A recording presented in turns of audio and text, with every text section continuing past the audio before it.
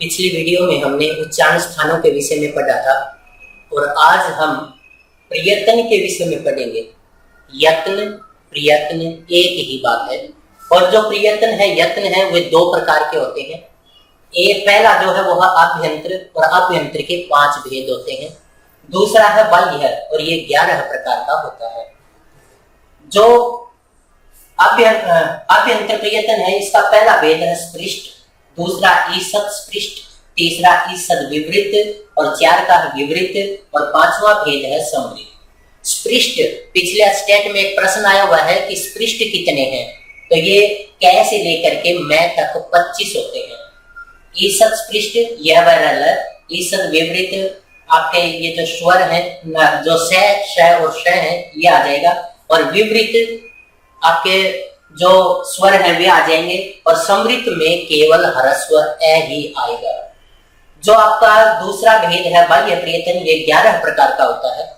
इसमें विवार, सवास, अघोष, संवार, नाद, घोष, अल्प प्राण, महाप्राण, उदात, अनुदात और स्वरित, इस प्रकार ये 11 प्रकार का होता है।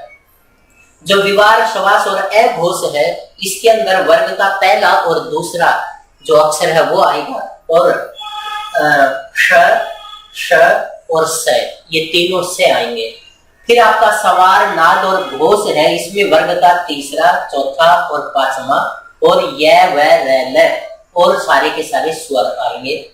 जो अल्प प्राण है, अल्प प्राण का मतलब जिनके उच्चारण करने में कम ऑक्सीजन लगे अर्थात प्राण वायु लगे वो आपके अल्प प्राण कहलाएंगे और इनके अंदर वर्ग का पहला, तीसरा, 5वां ये अक्षर आएंगे, य व र ल और सारे के सारे स्वर आएंगे।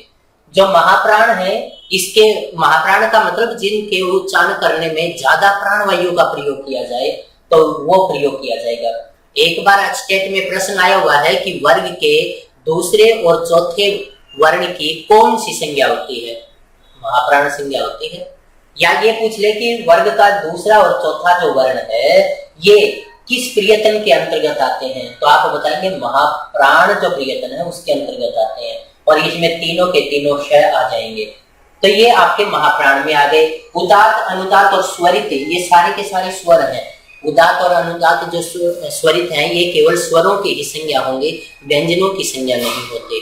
तो इस तरह से हमारे 2 प्रयत्न हैं, एक अभ्यंतर जिसके 5 भेद हैं, एक बाह्य है जिसके 11 भेद हैं। इनमें से निश्चित रूप से स्टेट में एक प्रश्न जरूर पूछता है